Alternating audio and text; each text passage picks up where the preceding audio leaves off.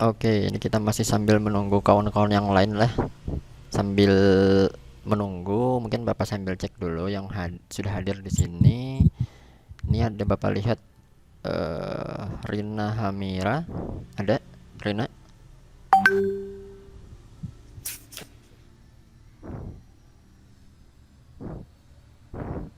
Nah, Rina kan ada suaranya nah. Kita ganti dulu ke Abdullah. Abdullah ada? Ada Pak, Oke, Abdullah posisi di mana? Abdullah di rumah kah? di rumah Pak. Di rumah. Oke. Oke, pantau aja terus dulu lah. Tinggi Pak. Oke. Rina tadi ada Rina?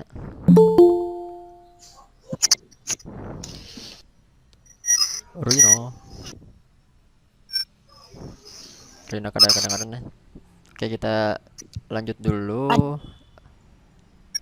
Jet, Jet Ariski. Ada Pak, Oke, Jet di mana posisi? di rumah Pak. Oh, di rumah. Oke. Terus Rifandi. Hadir Pak. Hadir. Oke, Rifandi di rumah juga kah?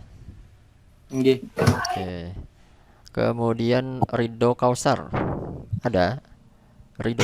Hadir Pak. Oke. Rido di rumah juga? Iya Pak. Oh, ya. Oke. Terus Nur Shifa. Hadir. Oke. Shifa di rumah? Di Pak. Oke, sip. Terus ada yang masuk lagi Siti Aulida. Siti Aulida. Hadir Pak. Hadir. Oke, Siti Aulida di mana posisinya di rumah kah? Ini. Oke, ya.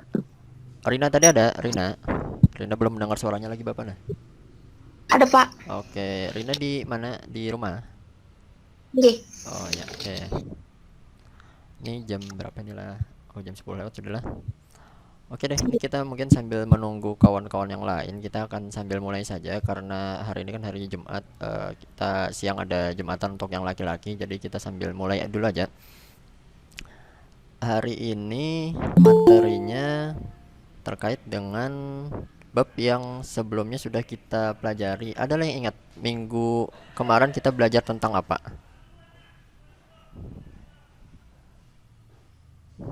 Yang fisikanya.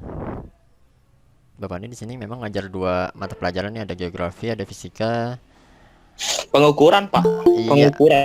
iya betul, pengukuran lah. Nah, oke. Jadi hari ini kita akan lanjut materi pengukuran, tapi sebenarnya materi yang hari ini tuh lebih enaknya itu kalau kalian tatap muka dalam arti memegang sendiri alatnya gitu. Nah, karena ini ada alat-alat ukur yang sebagian mungkin kalian pernah melihat dan sebagian lagi mungkin belum pernah.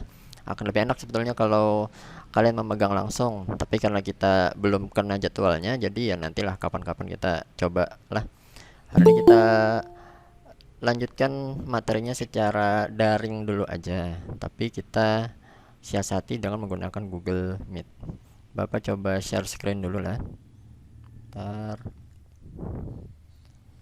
Oh iya, ini kemarin di kelas inilah ya yang Bapak kasih tugas mengukur, membuat video melakukan pengukuran, iyalah. Tinggi Pak. Iyalah, oke. Iya Pak. Kemarin kita mengukur pakai alat ukur apa ya?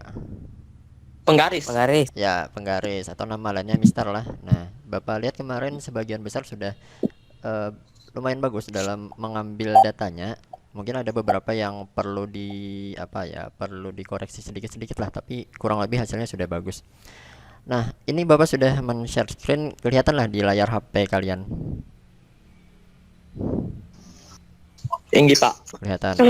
Oke, tulisannya apa di layar kalian? Pengukuran. Pengukuran. Fisika kelas. Iya, betul. Oke. Ini kalau posisi HP kalian tuh lagi berdiri, kalau mau lebih luas bisa aja diubah supaya mendatar lah, supaya lebih besar karena mungkin yang selanjutnya tulisannya agak kecil-kecil gitu. Oke, kita lanjutkan dulu. Oh ya, sebelum kita memulai, ada baiknya kita berdoa terlebih dahulu, niatkan agar pembelajaran hari ini benar-benar diniatkan untuk menuntut ilmu, dan melalui pembelajaran hari ini kalian bisa memetik manfaat dan semoga berkah untuk kita semua. Silahkan berdoa, dimulai.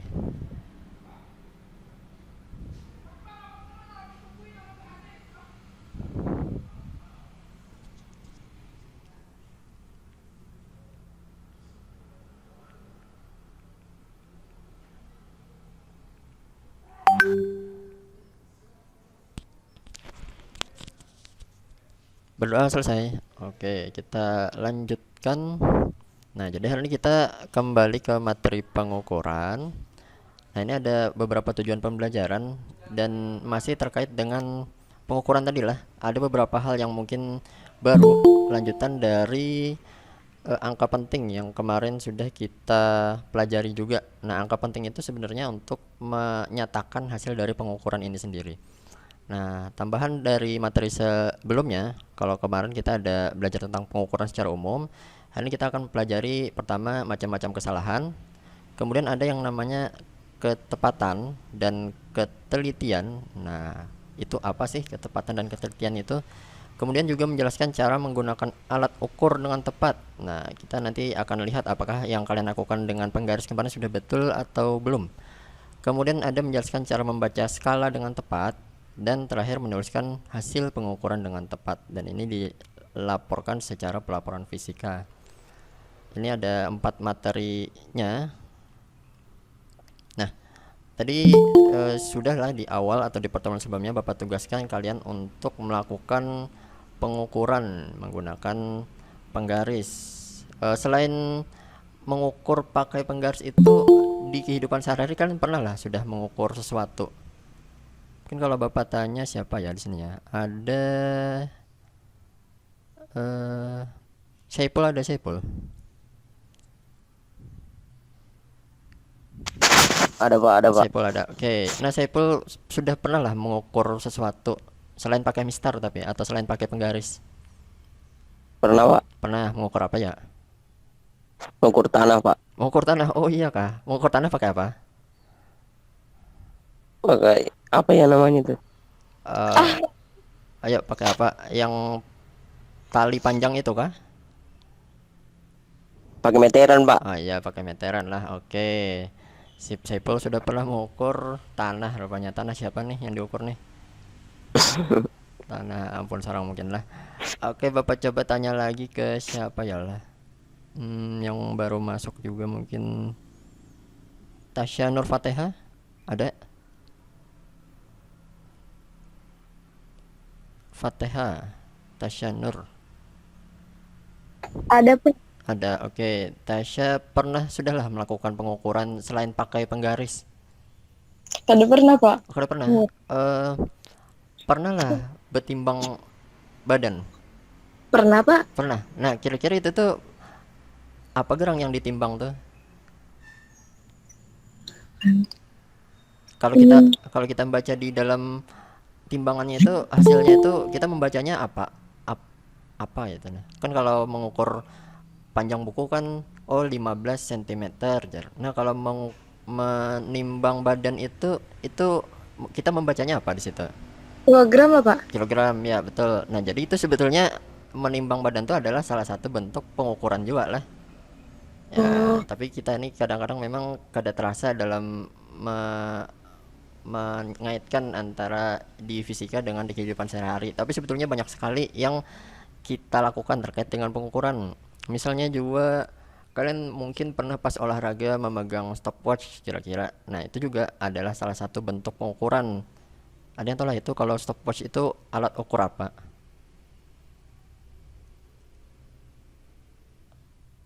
Bapak tanya siapa ya lah? Siti Herina ada? Ada Pak. Ada. Nah, stopwatch itu kalau setahu Hairina dia dipakai untuk mengukur apa?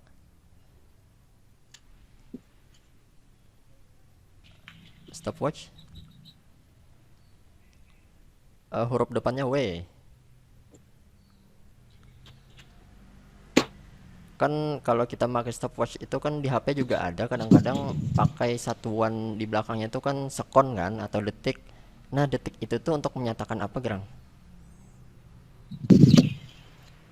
Kalau senti itu untuk menyatakan panjang. Kalau kilogram untuk menyatakan massa. Kalau detik itu untuk menyatakan waktu. Waktu. Iya, waktu lah, betul. Jadi stopwatch itu adalah alat ukur waktu. Kalian tuh Bapak yakin sudah pernah sebetulnya melakukan pengukuran. Oke, kita sambung dulu. Ada beberapa hal di dunia ini yang bisa diukur dan yang tidak bisa diukur, tapi kadang-kadang di kehidupan sehari-hari dianggap bisa diukur. Yang pertama yang bisa diukur itu ya tadi misalnya jarak dua tempat, atau ini sama aja kayak mengukur tanah tadi karena kita mengukur panjang hakikatnya di situ. Kemudian yang bisa diukur itu juga adalah waktu, panjang buku, massa tubuh tadi yang menggunakan timbangan. Kemudian juga ada arus listrik, laju aliran air dalam pipa atau selang, dan masih banyak lagi sebetulnya lah. Nah, tapi kita kadang-kadang tidak merasa bahwa itu adalah suatu bentuk pengukuran. Dan ada juga hal-hal yang tidak bisa diukur, misalnya seperti keinginan, perasaan, atau harapan. Nah, antara dua hal ini, kenapa yang satu bisa diukur dan yang satu tidak? Itu kira-kira kenapa ya? Ada yang mau mengasih pendapat lah? Mungkin sebelum Bapak tunjuk atau sebelum Bapak tembak lagi nih.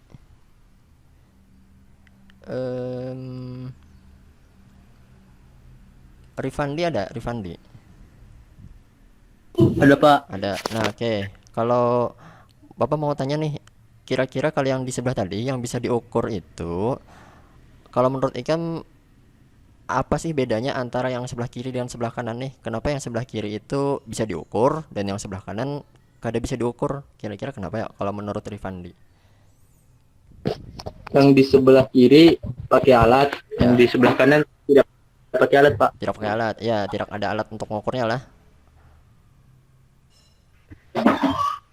Ya, oke, betul sudah. Nah, itu dia. Jadi ada hal-hal di sekitar kita itu yang bisa diukur dan tidak bisa diukur menggunakan alat ukur secara langsung begitu. Nah, tapi sebenarnya memang secara tidak langsung bisa aja kita mengetahui tingkat-tingkat yang di sebelah kanan itu, misalnya tingkat keinginan terhadap sesuatu atau harapan terhadap sesuatu, tapi itu tidak bisa dilakukan melalui pengukuran yang seperti di sebelah kiri karena alatnya pertama tidak ada, dan itu tadi dia bentuknya abstrak, tidak tidak real, ada kan lebih ke barang yang ya itu tadi Bapak katakan abstrak, tidak bisa kita lihat tapi bisa kita rasakan. Nah, hal-hal seperti itu tidak bisa dilakukan pengukuran secara langsung.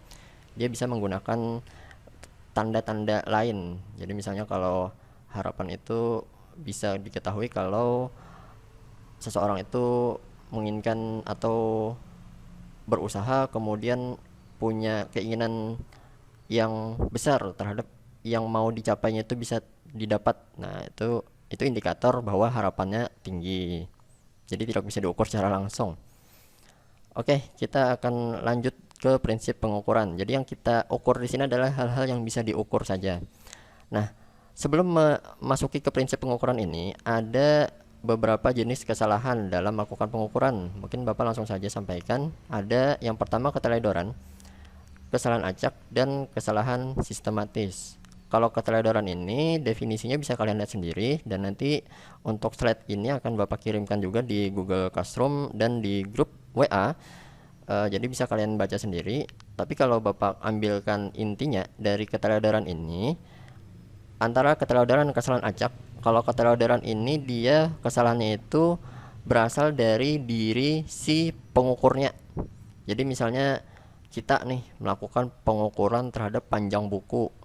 Nah, mungkin kalau misalnya kita melakukan pengukurnya itu dengan cara menatapnya itu tidak tepat di atas penggarisnya, nah itu termasuk salah satu keteledoran itu, karena hasil pembacaan kita itu mungkin tidak pas di garis yang sebenarnya. Nah, itu kan kesalahannya berasal dari diri si pengukur, berasal dari diri kita sendiri. Nah, itu disebut keteledoran. Kemudian ada lagi kesalahan lainnya, itu kesalahan acak. Nah, kesalahan acak ini berasal dari faktor selain pengukurnya. Jadi dia berasal dari faktor lingkungan. Misalnya kalau mengukur sesuatu seperti tingkat apa ya, praktikum yang terkait dengan bunyi misalnya, tapi di lingkungan yang kita melaksanakan praktikum itu suasananya lagi bising. Nah, itu kan faktor yang tidak bisa kita kendalikan, bising itu. Nah, itu juga salah satu kesalahan. Tapi karena dia berasal dari luar, bukan dari si pengukurnya, maka itu disebut kesalahan acak lah. Nah, jadi keteledoran itu berasal dari si pengukur. Kalau kesalahan acak itu berasal dari luar atau dari lingkungan. Kemudian untuk kesalahan sistematis itu adalah kesalahan yang baru terlihat kalau pengukurannya dilakukan secara berulang. Jadi kalau kalian kemarin Bapak minta melakukan pengukuran, mengukur sesuatu menggunakan penggaris dan itu cuma satu kali, itu dinamakan pengukuran tunggal. Tunggal kan artinya satu kan. Nah, kalau kesalahan sistematis ini baru kelihatan jika pengukuran dilakukan secara berulang. Berulang tuh ya berarti lebih dari satu kali, bisa dua kali, bisa tiga kali dan seterusnya. Pokoknya lebih dari satu. Nah, terkait dengan tiga kesalahan tadi itu bisa kita nyatakan suatu pengukuran itu disebut tepat dan teliti. Nah, kalau ketepatan itu adalah apabila sekumpulan bacaan memiliki kesalahan acak kecil, yaitu bacaan-bacaan ini dipencar dekat dengan nilai rata-rata. Untuk menyatakan ketepatan dan ketelitian ini memang diperlukan pengukuran berulang lah. Kalau pengukurannya cuma tunggal itu masih sulit untuk menilai apakah hasil pengukuran kita itu tepat atau teliti, karena cuma satu kali melaksanakannya. Kalau kita melakukannya beberapa kali baru kelihatan itu tuh sudah tepat atau belum, sudah teliti atau belum, seperti itulah. Kemudian di sini untuk yang ketepatan ini tadi kata kuncinya ada di sini. Bacaan-bacaan hasil pengukuran itu dipencar dekat dengan nilai rata-rata. Nanti kita akan lihat contoh bagaimana hasil pengukuran yang tepat. Sedangkan kalau ketelitian itu adalah apabila nilai rata-rata yang kita peroleh dari pengukuran berulang tadi, yang beberapa kali itu hasilnya sudah mendekati dengan nilai yang sebenarnya. Nah, jadi teliti ini sudah mendekati nilai yang benar gitu. Sekarang kita langsung ke contohnya saja, contoh hasil pengukuran. Di sini ada contoh yang pertama, diperoleh suhu rata-rata. Ini adalah pengukuran suhu.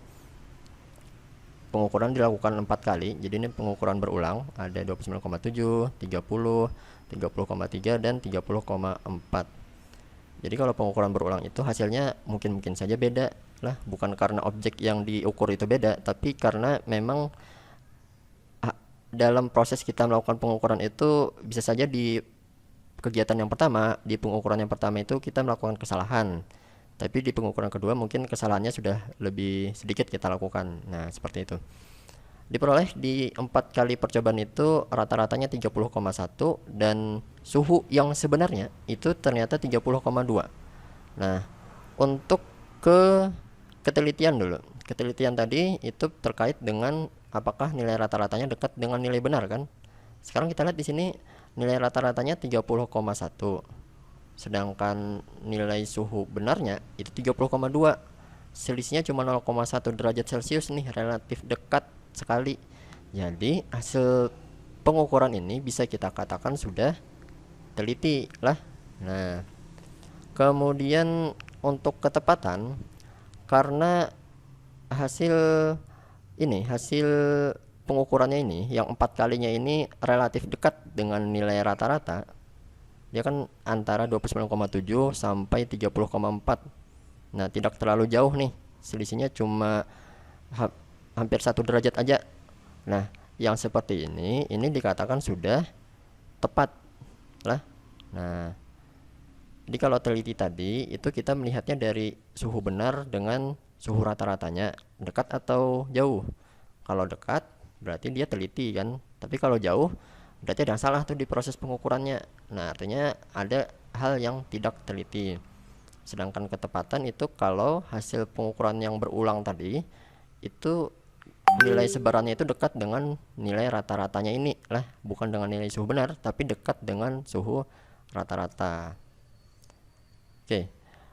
Kemudian untuk kesalahan sistematis ini berkaitan dengan ketepatan. Apabila pengukurannya itu tepat, berarti di situ kita bisa simpulkan kesalahan sistematisnya itu kecil lah. Nah, jadi kesalahan sistematis itu berkaitan dengan ketepatan. Gitulah. Nah, kita ambil contoh yang kedua. Ini ada contoh yang satu lagi. Kita masih mengukur suhu.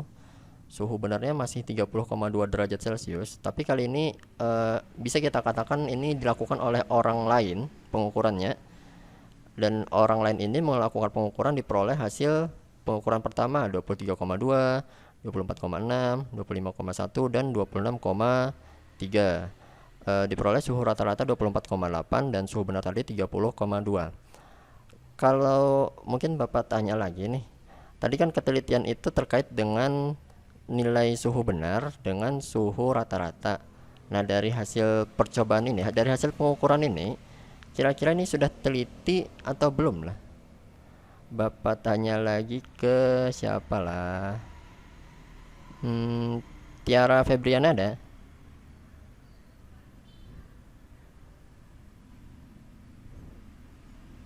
Tiara Febriana? Oh, karena ada bunyinya nah. Mungkin ada yang mau coba menjawab? Siapapun kalau mau.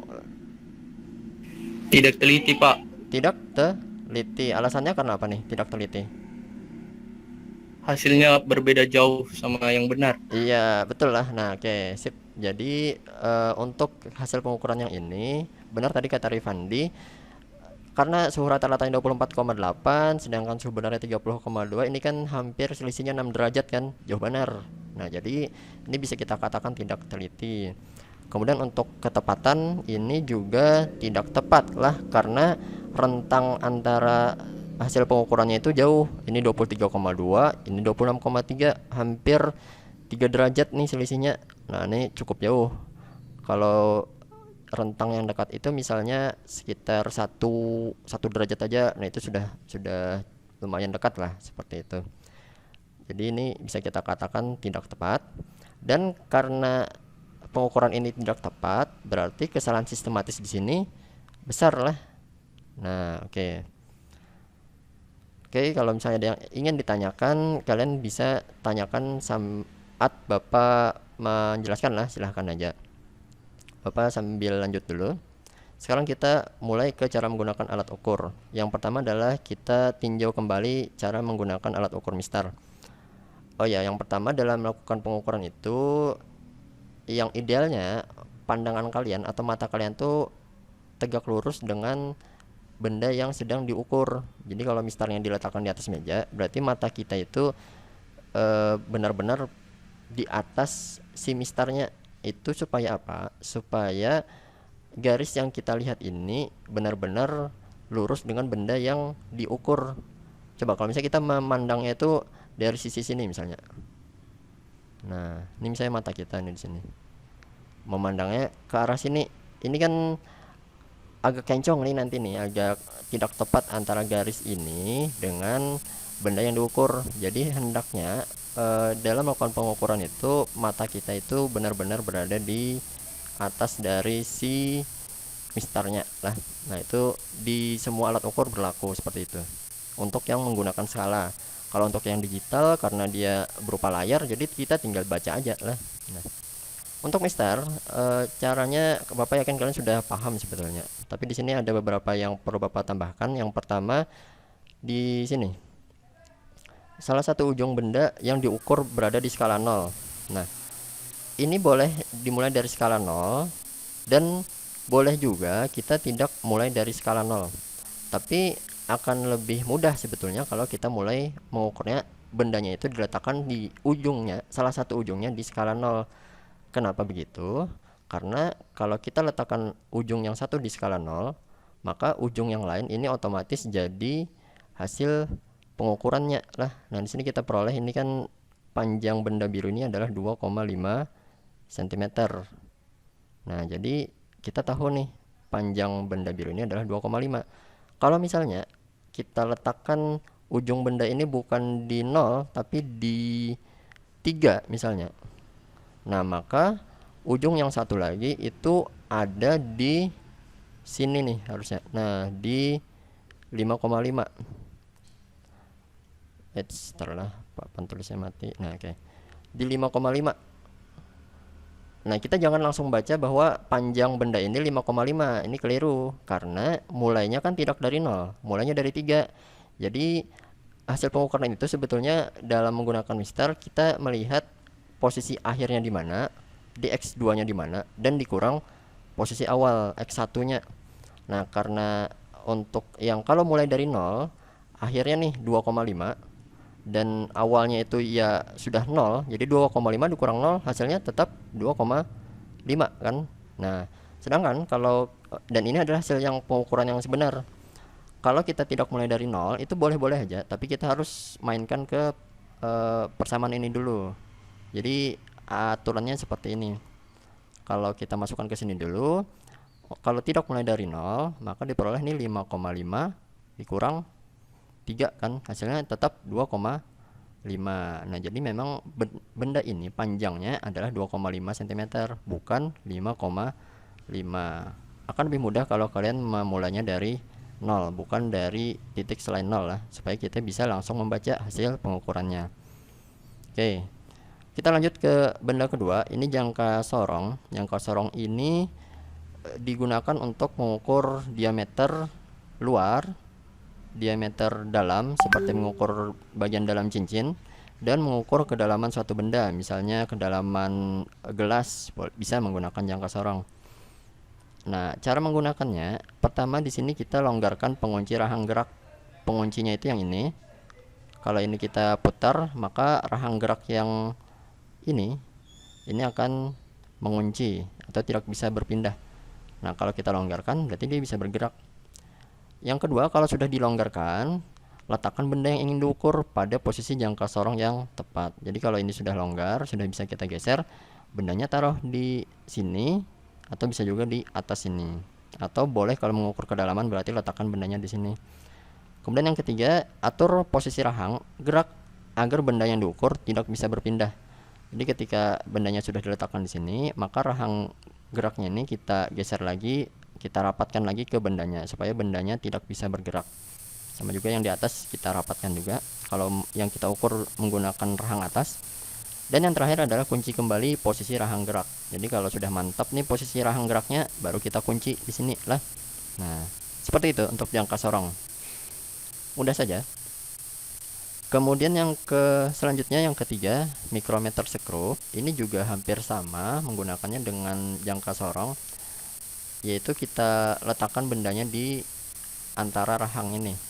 Nah, tapi penguncinya di sini atau yang membuat dia bisa bergeser ini adalah si skrupnya ini. Ini disebut selubung luar. Jadi kalau selubung luar ini kita putar, maka selubung ulirnya akan bergeser. Nah, kita putar selubung luar agar selubung ulir ini bisa memberi ruang benda supaya bendanya bisa diletakkan di sini. Nah, ketika sudah ada ruang di sini, yang poin kedua, kita letakkan bendanya di antara selubung ulir. Di sini kita letakkan. Kalau sudah diletakkan bendanya, baru kita putar lagi selubung luarnya supaya selubung ulir ini kembali merapatkan posisi benda. Nah, kalau sudah, sebetulnya kalau untuk micrometer screw yang ideal di sini ada penguncinya nih. Nah, ini ada penguncinya sebetulnya di sini, tapi di dalam gambar ini dia tidak menggunakan yang ada penguncinya. Oke. Itulah cara menggunakan micrometer screw. Ini kita belum membacanya lagi, baru menggunakannya saja. Kemudian neraca Ohaus. Neraca Ohaus ini adalah namanya juga neraca kan. Dia digunakan untuk mengukur massa. Artinya seperti yang dikatakan teman kalian tadi, dia menggunakan satuan dasar gram. Nah, cara menggunakannya, pertama letakkan bendanya itu di atas nampan. Tapi sebelumnya kita pastikan dulu bahwa garis yang di sebelah sini itu sudah sejajar dengan garis 0 di sini. Nah, kalau sudah sejajar garisnya itu dengan garis 0, berarti di situ posisi awal neraca itu sedang seimbang lah. Kemudian ketika sudah seimbang, kita letakkan benda di nampan, dan ketika benda diletakkan di nampan, ini neraca akan miring ke sebelah sini kan, miring ke kiri. Nah, supaya dia kembali seimbang, maka kita geser-geser anak timbangan yang ada di sebelah sini nih. Nah, ini Bapak tampilkan di bawah. Kita mulai dari yang satuan ratusan dulu. Dari satuan ratusan. Kalau sudah dapat posisi yang benar, baru kita geser lagi ke posisi yang puluhan. Puluhan lagi yang digeser. Kemudian kalau sudah pas, baru terakhir kita geser yang anak timbangan yang satuan. Jadi urutannya itu dimulai dari yang ratusan, puluhan, dan satuan sampai neracanya jadi seimbang lah. Seperti itu. Oh ya, bagi yang ada kendala dalam mengakses Meet ini, nanti Bapak izinkan untuk melihat di rekaman yang sudah Bapak rekamkan, tapi nanti mungkin keluarnya itu setelah pembelajaran ini selesai lah. Kita selesaikan dulu yang di Google Meet ini. Bisa sambil disampaikan ke teman-temannya yang ada di grup. Kita lanjut dulu ke neraca digital. Nah, pokoknya kalau alat-alat yang terkait dengan digital ini paling mudah ini, karena otak yang membacanya itu bukan otak kita lagi, tapi otak dari si neracanya sendiri, dari si digitalnya itu sendiri. Nah, jadi cara menggunakannya ya kita tinggal nyalakan neraca digitalnya, letakkan bendanya di nampan, dan tinggal baca aja hasil pengukurannya. Nah, simpel sekali kalau menggunakan alat-alat digital. Gitu juga kalau stopwatch digital atau hal-hal lain, pokoknya yang digital itu mudah sekali. Atau kalau di sepeda motor itu ada speedometer digital, nah itu kan kita tinggal lihat aja di layarnya itu terbacanya angkanya berapa gitu kan. Nah, tidak sulit. Dan terakhir ini ada stopwatch. Stopwatchnya ini adalah stopwatch analog.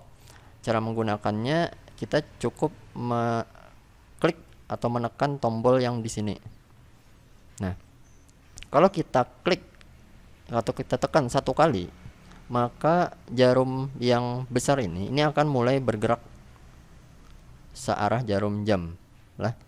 Nah, kalau diklik sekali lagi atau diklik dua kali, nah sekali, maka jarumnya itu tadi kan kalau sekali dia bergerak, kalau kita klik sekali lagi dia akan berhenti, dan kalau diklik sekali lagi atau ditekan sekali lagi, maka jarumnya tadi yang awalnya bergerak kemudian diklik sekali lagi berhenti, dan ketika diklik yang ketiga kalinya dia akan kembali ke posisi 0 lagi lah. Nah, jadi cara menggunakannya ini simpel sekali, tinggal di 3 aturan mengklik ini aja.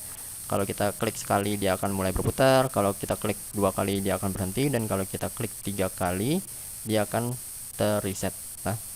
Oke, ini kalau ada pertanyaan silakan. Kali ini kita akan lanjut ke cara membaca hasil pengukuran, masih menggunakan alat-alat yang tadi.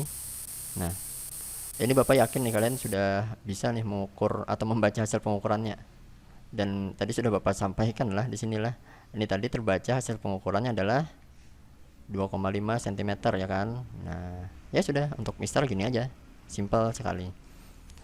Mungkin langsung kita lanjutkan ke jangka sorong lah dan mikrometer sekrup, karena ini yang Bapak kira kalian mungkin belum terbiasa. Nah, jangka sorong dan mikrometer sekrup ini Bapak gabung karena keduanya memiliki dua skala. Yang pertama yang untuk jangka sorong dulu lah. Di atas ini namanya skala utama, kita singkat SU. Dan yang di bawah ini dia bisa digeser-geser, ini disebut skala Nonius.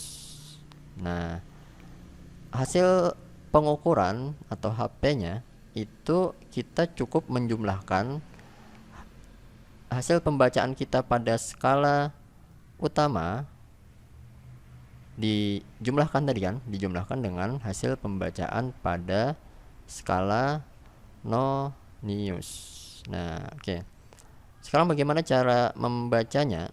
Nah, kita lihat di sini ada contoh. Diperoleh posisi jangka sorongnya seperti ini. Nah, kita mulai dari yang skala utama dulu. Membaca skala utama itu kita lihat garis skala yang sebelum skala 0 pada skala Nonius. Nah, kita lihat di sini skala Noniusnya kan di sini kan. Garis di skala utama yang sebelum 0 ini adalah garis yang ini nih. Nah, ini adalah berapa ini? 5 mili kan? 5 mm. Maka kita peroleh skala utama, hasil pembacaan kita pada skala utama adalah 5 mm lah. Simpel sekali. Jadi Bapak ulangi sekali lagi.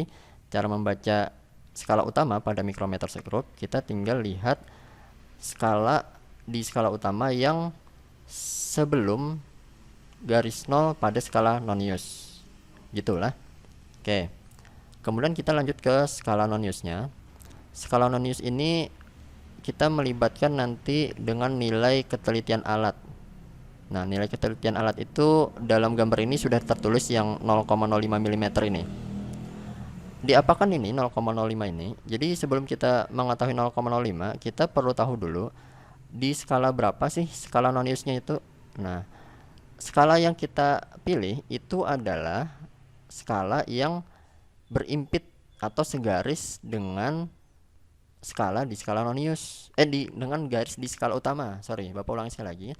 Jadi garis di skala Nonius ini yang mana yang kita pilih? Ini adalah yang segaris dengan skala utama. Kalau kita lihat di sini kan misalnya untuk yang garis 2. Garis 2 ini di atasnya ini kan meleset nih dari garis di skala utama. Berarti bukan yang 2. Kalau yang 3 juga bukan. 4 bukan. Dan ini yang paling berimpit atau paling segaris itu adalah yang 5 ya. Nah, tapi garis kelima ini hati-hati karena ini bukan hakikatnya bukan garis kelima. Kalau kita lihat di sini ini garis ke 0. Di antara garis 0 dan 1 ini ada satu garis lagi kan. Nah, ini sebetulnya ini garis ke satunya. Ini garis kedua. Jadi ini garis ke 1, garis kedua, garis ketiga, garis keempat, garis kelima, garis ke-6, garis ke-7, garis ke-8, garis ke-9 dan garis ke-10.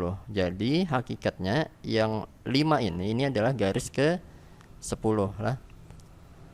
Nah, jadi kalian perlu pahami bahwa dapat 10 ini bukan kita mengambil yang ini, tapi kita lihat garis ke berapanya gitulah. Jadi jangan langsung melihat pada angkanya, tapi pokoknya lihat pada garisnya, garis ke berapanya itu. Baru kemudian di sini kita kalikan dengan nilai ketelitian alat. Nah, ketelitian alat pada jangka sorong yang kita gunakan ini adalah 0,05 mm. Nah, kita hitung ini 5 mm. Kita jumlahkan dengan 10 dikali 0,05 hasilnya adalah 0,5 mm kan. Nah, tinggal kita jumlahkan 5 ditambah 0,5 hasilnya adalah 5,5 mm. Simple. Walaupun mungkin kalau baru pertama kali mungkin akan terkesan agak rumit, tapi sebenarnya kita cuma menjumlahkan skala utama dan skala Nonius saja.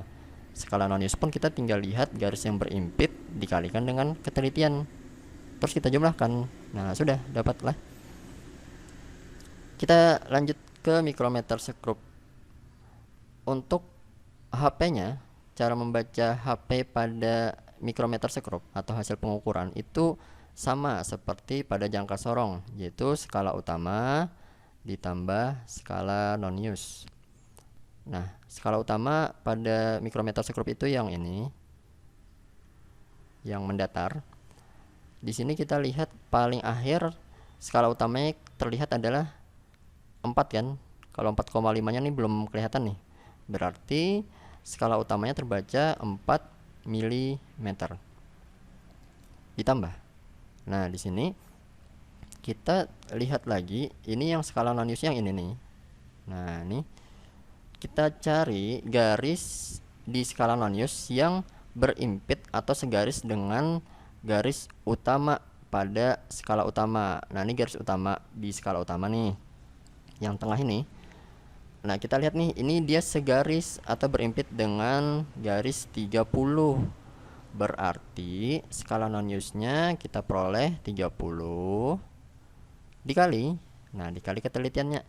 Ketelitian untuk mikrometer sekrup itu umumnya adalah 0,01 mm. Oke. Nah, ini berarti kita kalikan 0,01 mili. 0,01 mm. Diperoleh di sini 4 mm ditambah 30 dikali 0,01 hasilnya adalah 0,3 ya, 0,3 mm. Nah, kemudian kita sambung 4 ditambah 0,3 hasilnya adalah 4,3 mm lah. Oke. Satuan pada jangka sorong dan mikrometer sekrup itu yang di garis-garis kecil ini dia satuannya milimeter, dan ini juga milimeter. Berarti kalau ini 10 berarti maksudnya ini 10 mm gitulah, atau 1 cm. Nah, oke, kita lanjut ke alat ukur yang selanjutnya. Mungkin Bapak tekankan sekali lagi, untuk jangka sorong dan mikrometer sekrup ini persamaannya yang ini pokoknya lah, SU ditambah SN, skala utama ditambah skala Nonius. Kemudian yang selanjutnya ada neraca Auhaus, neraca digital dan stopwatch. Untuk neraca digital dan stopwatch, karena pembacanya itu langsung dilihat pada apa yang tertampilkan pada layar atau pada jarum, jadi itulah sudah yang kita baca, itulah. Nah, kalau pada neraca Auhaus ini yang perlu kita lihat dulu karena ada beberapa anak timbangannya di sini. Dan ini sebenarnya mudah juga, kita tinggal jumlahkan semua anak timbangan yang ada di posisinya. Ini kan dalam arti ini kenapa letaknya berada di sini? Ini supaya mengimbangi beban yang ada di sebelah kiri ini tadi. Nah, beban di sebelah kiri ini tadinya membuat neracanya tidak seimbang. Kemudian ketika anak timbangannya digeser-geser, lalu jadi seimbang. Nah, posisi anak timbangan saat seimbang itu ya seperti ini. Contohnya tuh. Nah, kita peroleh di sini hasil pengukurannya. Kita tinggal jumlahkan, ada 500 gram ditambah 40 gram dan ditambah ini 2,4 ya, 2,4 gram. Maka hasilnya diperoleh 542,4 gram lah. Nah, gampang lah. Kemudian ini sudah selesai untuk yang cara membaca alat ukur. Kemudian kita masuk ke cara menulis hasil pengukuran, dan ini adalah bagian terakhir. Bapak sambil sapa dulu. Nah, siapa lagi yang masih aktif di sini? Coba buka mic-nya. Iya Pak. Ya, oke. Ada Rifandi, masih ada Rina, ada lagi?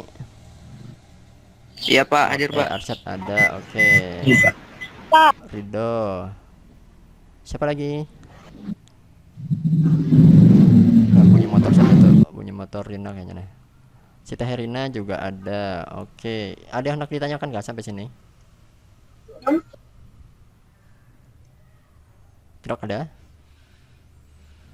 Kalau tidak ada, kita Lanjut aja Pak. lanjut aja dulu lah. Oke. Oke, nanti kalau misalnya ada yang ingin ditanyakan, silahkan tanyakan. Dan kalau misalnya saat mengerjakan tugas kalian baru muncul pertanyaannya, kalian bisa tanyakan di classroom atau di grup, atau juga bisa lihat kembali di video rekaman yang Bapak bagikan nanti lah, sama aja. Oke, kita masuk ke bagian yang terakhir, cara menulis hasil pengukuran. Nah, ini ada dalam setiap alat ukur itu dikenal yang namanya nilai skala terkecil dan ketelitian alat ukur. Mungkin kita akan kembali sedikit ke gambar Mister tadi lah, biar lebih paham apa maksud nilai skala terkecil itu.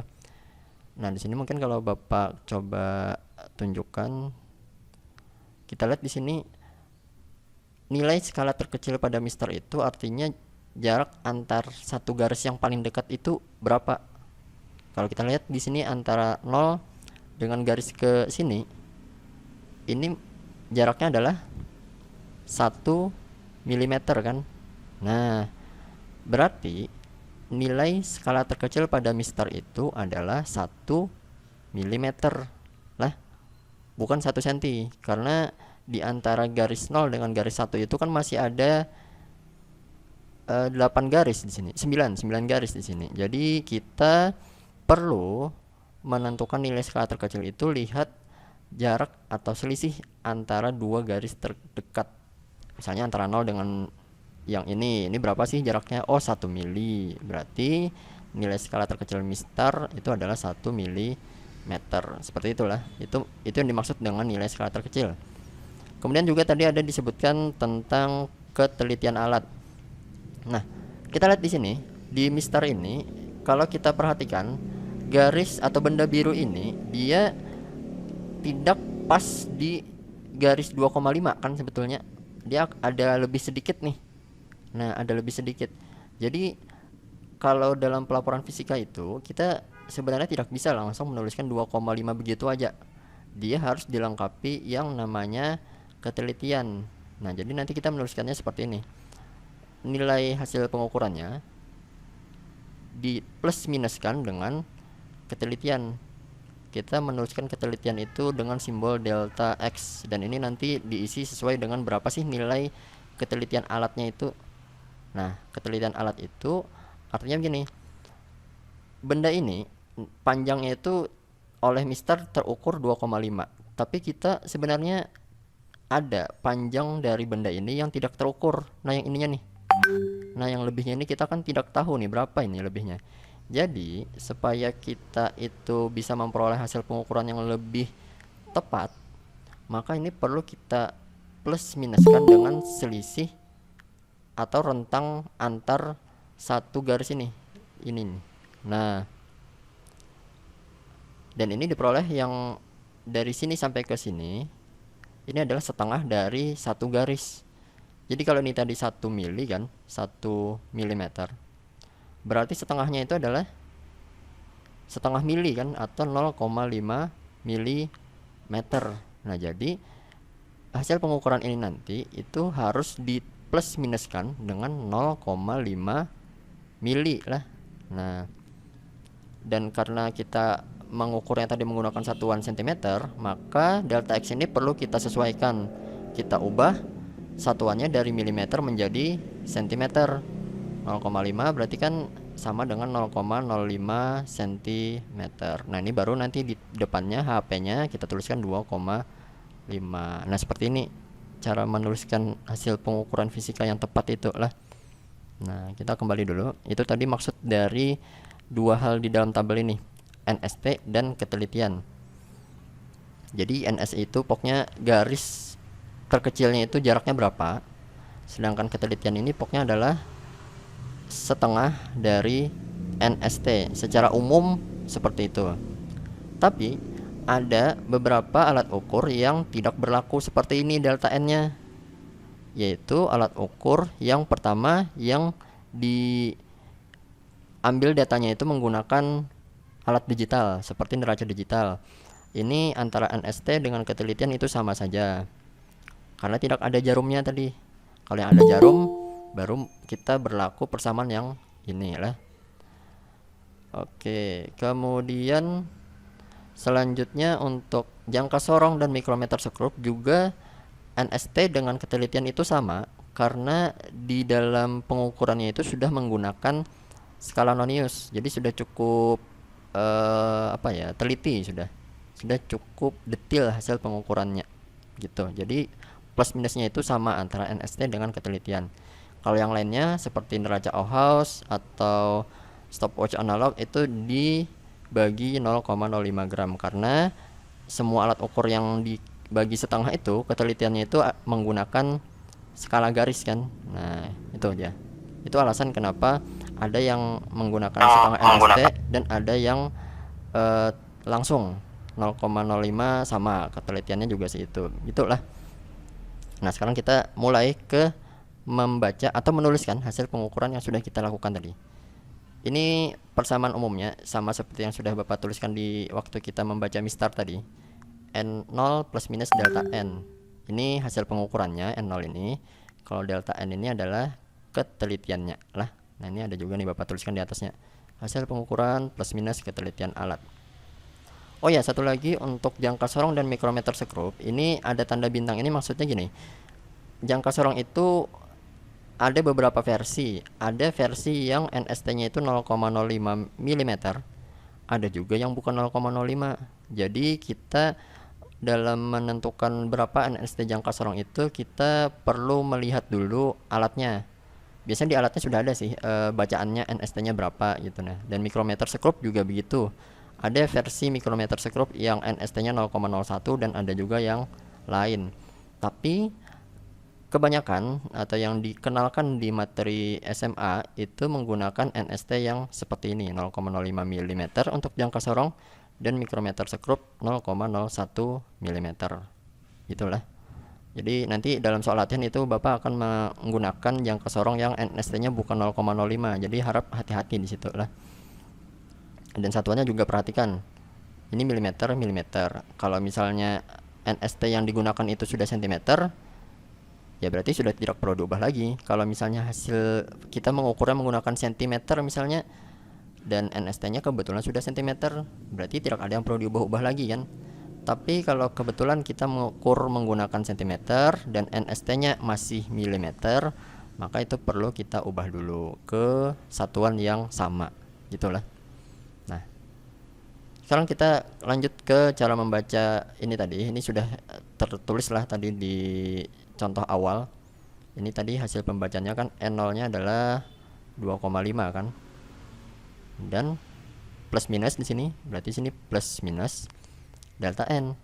Delta N atau ketelitian pada Mister adalah setengah dari NST atau 0,5 mm. Oh ya, ini satuannya senti kan. Nah, ini beda satuan nih. Berarti harus kita samakan. Boleh ke senti atau boleh ke mili sebenarnya, terserah aja. Yang penting satuannya sama. Misalnya mau kita samakan ke sentimeter, berarti ini tetap 2,5 senti plus minus 0,5 mili. Ini kalau diubah ke senti kan berarti dibagi 10 kan. Nah, jadi ini berubah menjadi 0,05 cm. Nah, dan terakhir, dalam melakukan pengukuran fisika itu ini berkaitan dengan angka penting nih. Karena nilai ketelitian alat yang kita gunakan itu jumlah desimalnya atau jumlah angka di belakang komanya itu ada 2 nih. Ini kan ada 2 angka di belakang koma. Berarti di hasil pengukuran juga harus 2 angka di belakang koma. Nah, ini kan masih 1 angka di belakang koma. Supaya jadi 2, ini tinggal kita tambahkan aja 0. Nah, jadi hasil pengukuran yang sesuai pelaporan fisika adalah yang seperti ini. 2,50 plus minus 0,05 cm. Seperti itulah. Mudah lah.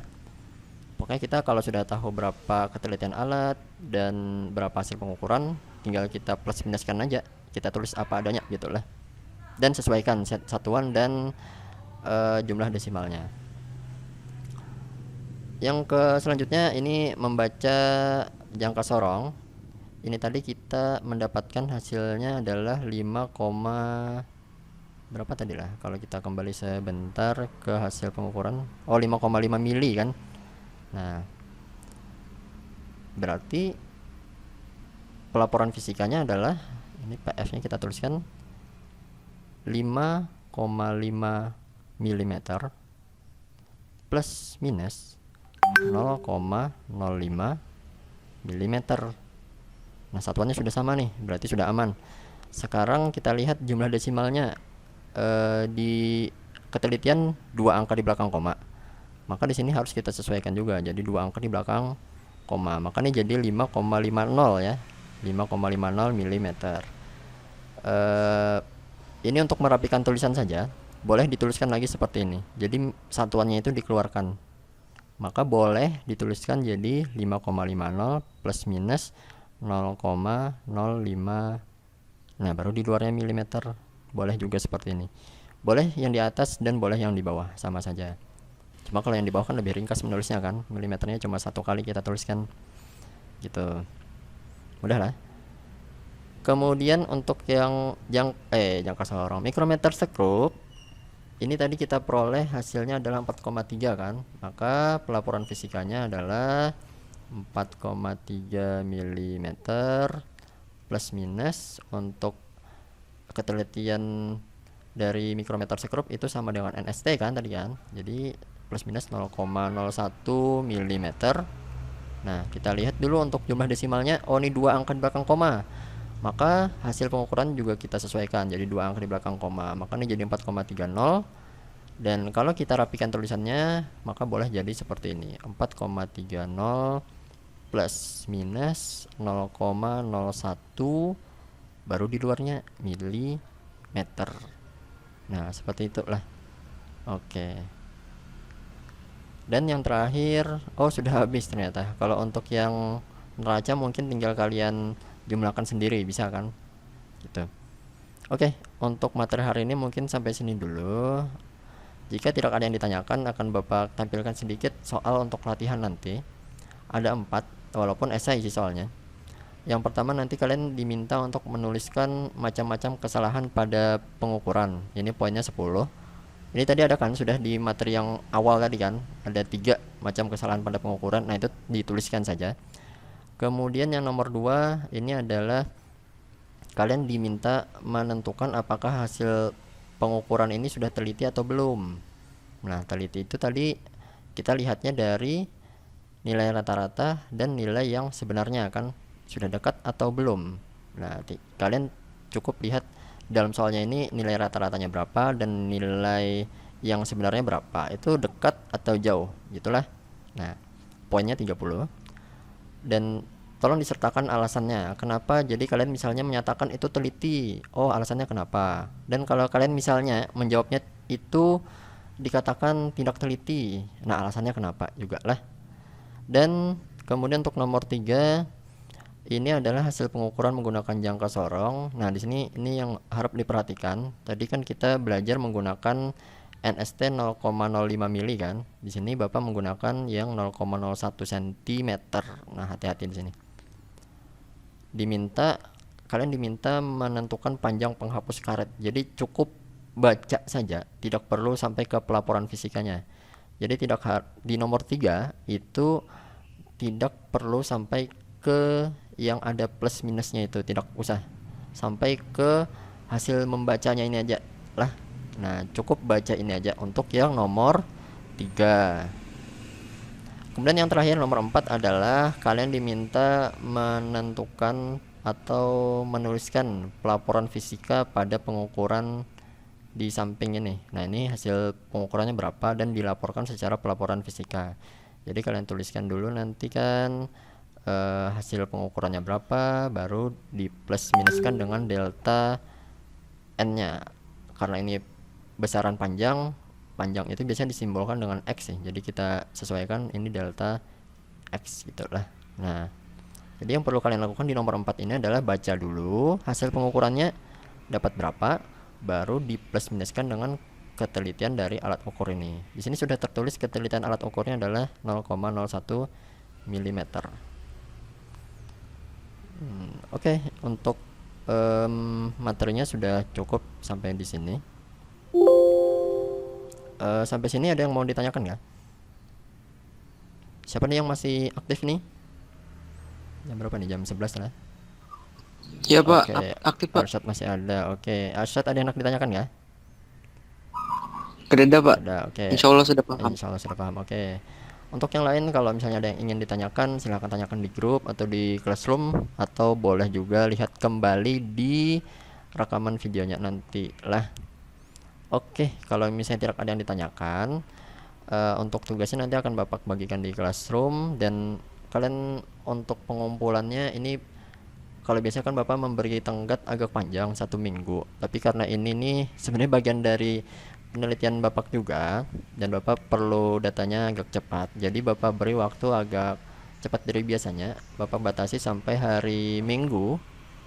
Hari Minggu paling lambat tolong dikirimkan sudah di classroom atau di Google Formnya lah. Boleh di antara dua itu, silahkan saja. Oke deh, kalau misalnya tidak ada yang ditanyakan lagi, Bapak cukupkan sampai di sini. Terima kasih atas perhatiannya. Oh ya, untuk tugas tadi kerjakannya nanti saja habis Jumatan saja. Tidak apa-apa, tidak harus yang langsung setelah ini. Sekali lagi terima kasih atas perhatiannya. Mohon maaf kalau misalnya ada kesalahan atau kekurangan dalam penyampaian Bapak. Terima kasih. Wassalamualaikum warahmatullahi wabarakatuh. Waalaikumsalam warahmatullahi wabarakatuh. Oke.